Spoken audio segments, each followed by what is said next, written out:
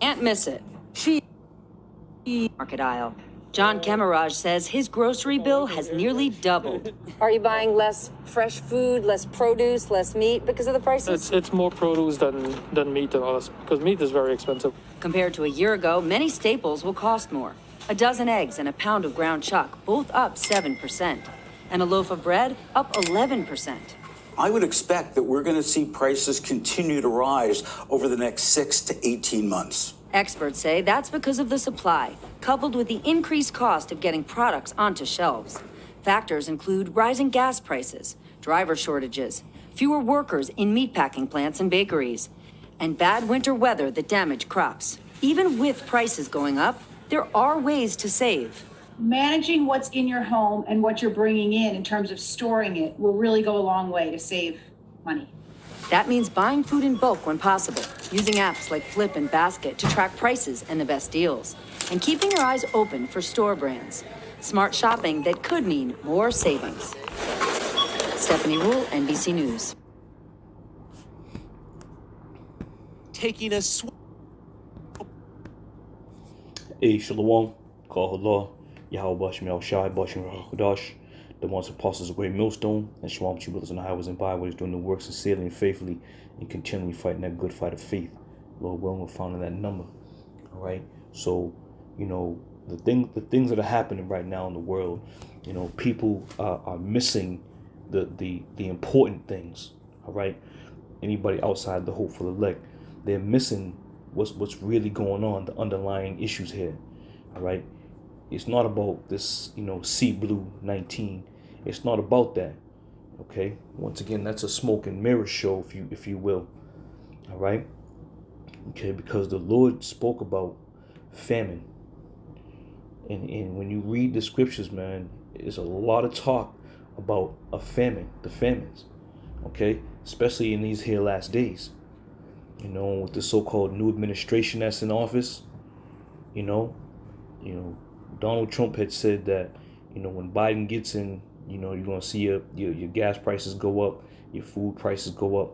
This is all part of the plan, man. This is all a part of the plan. And a lot of people are going to be taken in great number by the famine, man. Okay?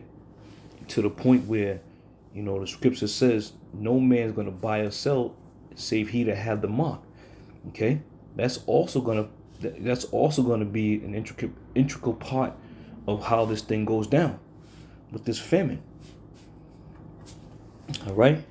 So from there, we go over here. This is 2 Ezra 15 and 19. It says, a man shall have no pity upon his neighbor, but shall destroy their houses with the sword and spoil their goods because of lack of bread and for great tribulation. Okay, lack of bread means what? Lack of food. All right. So this coming, man. This is really coming, and you seeing these food prices starting to slowly creep up. But people are so goddamn concerned about getting back to normal. You see, the devil is he's the great deceiver. He got you concerned about shit that isn't really happening, an illusion, if you will. But on the flip side to that, you're missing what's really going on here. It's going to be a horrible thing for a lot of you people out there to die of hunger, and you're going to die of hunger. Famine is no joke, man. Famine is no joke. And if you think for 1 minute that this is not going to happen, you're sadly mistaken. Just go back and read the scriptures. Matter of fact, go back and just type in famine into the search engine of Blue Letter Bible, Bible word search. Just type in famine and watch what comes up, man. The Lord's not playing. Yahweh Bashim Yahweh Shai is not playing when it comes to this famine, man. Now, you people who in the world, your best bet is to go and stock up, man, before it's too late, because they're gonna say if you ain't got that card, You ain't gonna be able to go in and get your groceries on. You ain't gonna be able to go from here to there. If you ain't get those sea blues, you know. But all in all, you're gonna start to see these truckers. You're gonna start to see these stores, these prices. Okay, I got another couple clips here.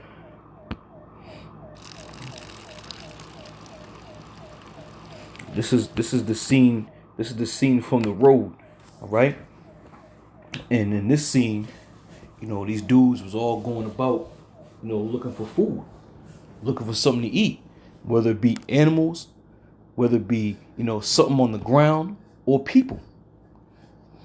Now check this out. Listen to what he tells the dude.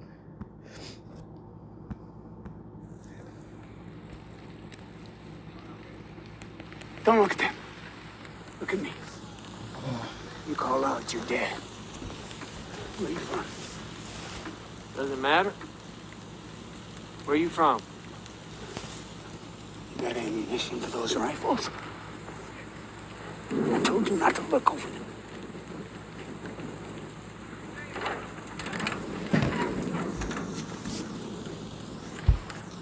What do you eat? Whatever we can find. If you can find. Yeah.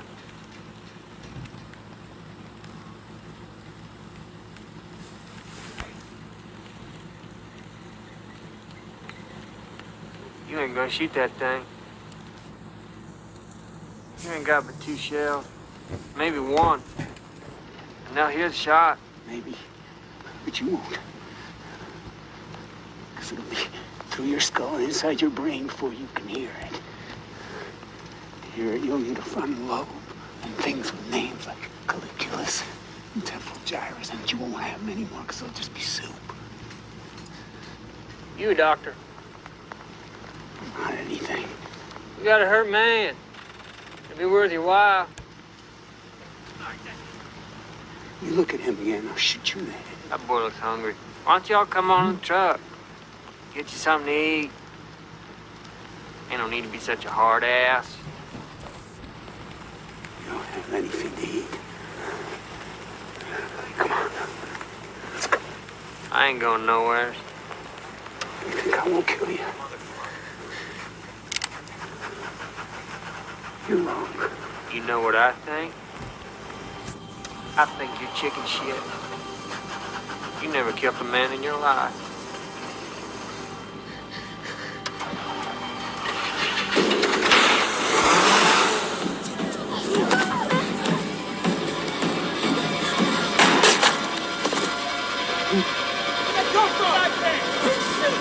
Alright, so that's pretty much the gist of it.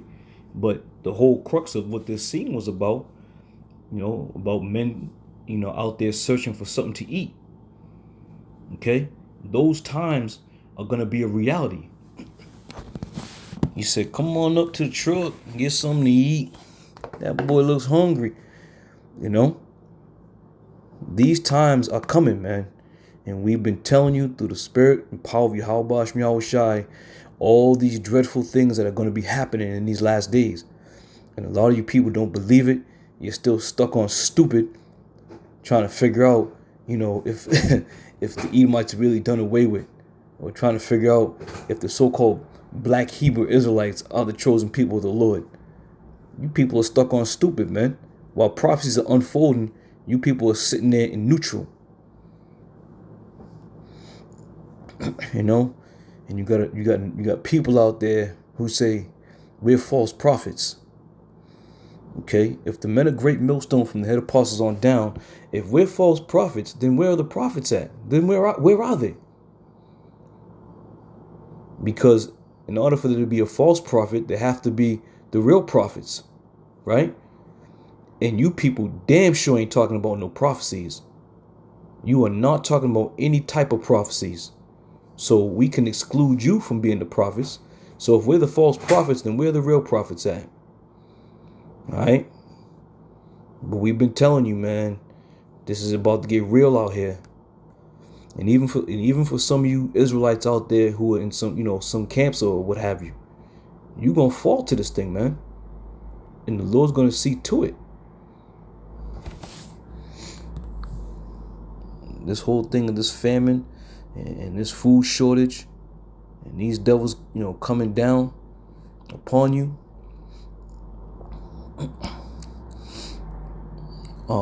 This is 2nd Ezra 16. Damn, I ain't got no glasses. Bear with me, please. Bear with me. 2nd Ezra 16. And started about 18 or 17. It says, woe is me, who shall deliver me in those days? And Ezra said, and he said this because of the vision he saw about them thermonuclear missiles destroying this place.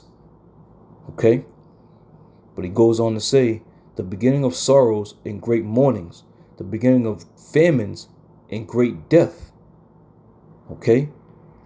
A lot of people are going to die of hunger. Not necessarily being killed by somebody, but that hunger is going to take you, man, before them nuclear missiles drop. When you read about the famines in different lands back in the ancient times, people had to march or walk through certain lands to get to a land where there could possibly be food. Okay? But this famine that the Lord's going to put on the earth is going to be worldwide, man. It's going to be worldwide. And it's not just going to be, a food famine. It's going to be all types of famines, man. Clothing's going to be scarce. Now, when you look at the book of Eli, what was one of the main commodities out there? Footwear, boots, shoes. There's going to be a famine of that, man. All right? So it's going to be a litany of things that are going to be taking place, man. But primarily it's going to be that food famine. It says, the beginning of famines and great death, the beginning of wars, and the power shall stand in fear, and the beginning of evils. What shall I do when these evils shall come? You see? Ezra's saying, what is he going to do when these evils will come? And the masses and the majority of the people have no idea or any clue about the evils that are yet to come, man. They have no clue.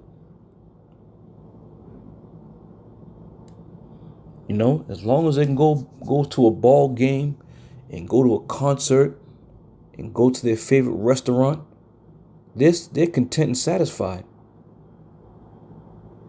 But meanwhile, behind the scenes, all right, there's a lot of moving parts going on. Gas prices are going up. Truckers are going to start slowing down. Food prices are going to go up. People aren't going to be able to afford food. People are going to be getting evicted. Home and housing, shelter. Right here in the good old Babylon. Okay? Good old Babylon is where you're going to see all these things take place. And we'll jump down. I'll just keep it rolling. It says, behold, famine and plagues, tribulation, anguish are sent for scourges, for an amendment. But for all these things, they shall not turn from their wickedness, nor be always mindful of the scourges. Behold, victuals shall be good and cheap upon the earth. They shall think themselves to be in good case. And even then shall evils grow upon the earth. All right? Because you're always going to have a group of people who think they're exempt from, the judgment, or exempt from punishment, or exempt from the woes that are coming upon the earth. Okay? You're going to think you're in good case, but those evils are going to succumb and they're going to take you, man. Okay? Sword, famine, and great confusion. For many of them that dwell upon the earth shall perish of famine. You see? And these are the things that you people aren't looking for. You're not looking for a store closing or a trucker strike to happen or the gas prices going so goddamn high no one can afford it. You don't have that in your mindset. All right? You don't have the spiritual eye salve to understand and see these things. And this is why a lot of y'all going to get taken, man. And it says, "In the others that escape the hunger shall the sword destroy." Okay? So it's going to be some bad times, man. Verse 23. "And the dead shall be cast out as dung, and there shall be no man to comfort them. For the earth shall be waste, and the city shall be cast down. There shall be no man left to till the earth and to sow it." So we coming, man. That time is coming. It's coming. You know, just go ask your local apologists, guys. Go ask them about some of these prophecies, about the famine, about the destruction. They're going to tell you, oh, that had already taken place. You know, a lot of these scriptures, you know, when you read them and you go back to the history, yeah, a lot of these things did take place in Israel or to Israel or within the earth already. But the scriptures speak about, there's nothing new under the sun, man. So we coming down the same avenue, if you will. And the Lord is bringing judgment, but this time he's going to bring judgment with a much more fierce hand. All right? So much so we understand that the Lord said 2/3 of the Lord's people are going to be cut off and die. That's a heavy, heavy hit, man. That's a heavy hit. The Lord has never destroyed 2/3 of his own people. You know? And you may mention the flood, but the flood was set up because of the wickedness of the whole earth that was going on. But after that flood, all right, when the Lord was casting judgment down, he didn't cast down that kind of judgment on that amount of people, man. All right, so from there, let me go back to one of my favorites. This is 2 Kings 6. I'll jump down to about 27. Start from there. I don't have no glasses, brothers, so bear with me. Okay. I'll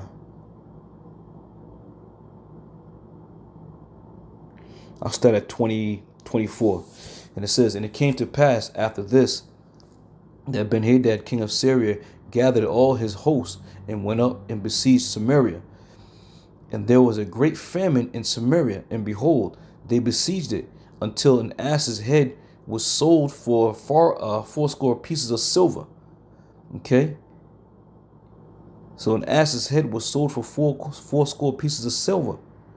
You ain't gonna get much meat off the head of an ass. You ain't gonna get much meat off that. But these were the things that were being bought and sold. Anything. And it says, "In the fourth part of a cab of dove's dung, for 5 pieces of silver." Okay? So even bird shit was being sold for food. What do you think is going to happen in this time, man? What do you think is going to go down? How much worse is it going to be in this time? And this is what's going to end up happening. You people are going to start eating your own kids, man. The scriptures speak about eating the fruit of thy womb, eating thy young, eating thy sons and daughters. Verse 26, and it says, "And the king of Israel was passing upon the wall, and there cried a woman unto him, saying, Help me, my lord, O king. And the king said, If the Lord do not help thee, When shall I help thee? Out of the barn floor or out of the wine press? All right. So, basically, we're going to be uttering the same things, man. There's people that are going to come up, yo, help me. Whoa. If the Lord didn't help you, how are we going to help you? We can't save you. The doors of mercy was open for a period of time for you. And you chose not to listen. And now you want to scramble like eggs and try to ask someone for help? Too late, man. The scriptures say, seek the Lord before the evil days come. And if you choose not to do that, then then you're gonna get what you deserve, man. Bottom line. Verse 28. And the king said unto her, what aileth thee? And she answered, this woman said unto me, give thy son that we may eat him today, and we will eat my son tomorrow. You see? This is the mindset of irrational people when it comes to being hungry and starving, man. You'll do just about anything. You see, and this is a prime example. Here you got two women, contemplating, debating how they're gonna kill their sons and eat their children, man.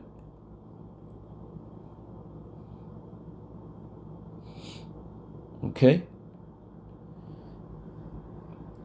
Verse 29. So we boiled my son and did eat him. And I said unto her the next day, give thy son that we may eat him. And she has hid her son. Isn't she not rightly known as an Israelite? A Jake, if you will? She supplanted that woman. And it came to pass, when the king heard the words of the woman, that he rent his clothes, and he passed by upon the wall. And the people looked, and behold, he had sackcloth upon his flesh. Then he said, power, do so more also to me, if the head of Elias, the son of Shaphat, shall stand on him this day. All right. So the gist of that story was, when a famine comes, man, people start to get irrational. Your mind thoughts and your mindset isn't what it would be when you got abundance of food in front of you. That's coming back around, man. That's coming back to enter into the dwellings of people's homes. Famine.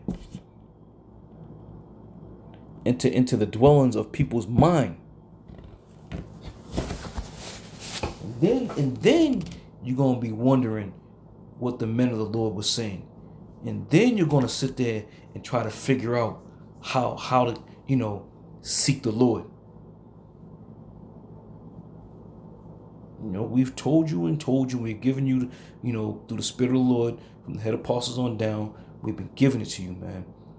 And if you want to follow guys who are telling you that there's no such thing as Jacob's trouble, if you want to follow guys who persist that, there's going to be, the kingdom of heaven is here on earth, which is going to be, but they're acting like it's here. They're acting like we're in the kingdom. Okay? If you want to follow guys who are in the black consciousness community, who are looking to raise up their local community and food drive, go ahead and follow them.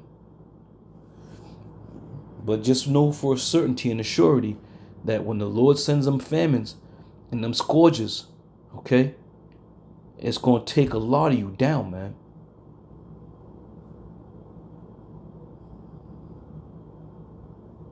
A lot of you ain't going to know what the hell happened, man. What hit you? All right, so from there, then we got another video here. I can't even see that. I don't know if I played this one. I may have. Yeah, I think I played this. Yeah, I played that one. All right, so let's go. Let's go here. All right, it says, UN warns famine will soar in Syria, Yemen, Venezuela, 17 more countries in the next month. Now, this was dated March 23rd, 2021. All right. So this is a month or so ago. All right. And I'm not going to read the whole thing, just to give a little insight on it. It says New York, U.S., March 23rd. Sputnik. Acute food insecurity will likely deteriorate over the next couple of months in 20 countries, including Afghanistan, Syria, Yemen, Venezuela, and African countries, the World Food Program said in a news report on Tuesday. WFT, World Food Program. It says, looking at the outlook period of March-July 2021, there are 20 countries and situations where there is a likelihood of further deterioration in acute food insecurities due to multiple drivers in hunger that are interlinked or mutually reinforced, the report said. These are preliminary conflicting dynamics, economic shocks, the socioeconomic impacts of COVID-19, weather extremes, and the diffusion of plant pests and animal diseases. All right. So, like I said, I'm not going to read this whole thing, but like I was saying earlier, the famine's going to be worldwide, man. It's going to be worldwide. And pretty soon they're going to have the map of the world like they did with these diseases. They're going to show all the red areas that are going to be, famine, famine stricken, if you will.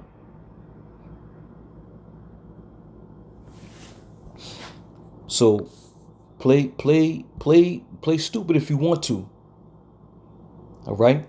Just know that it's going to happen, man. It's happening. It's already happening.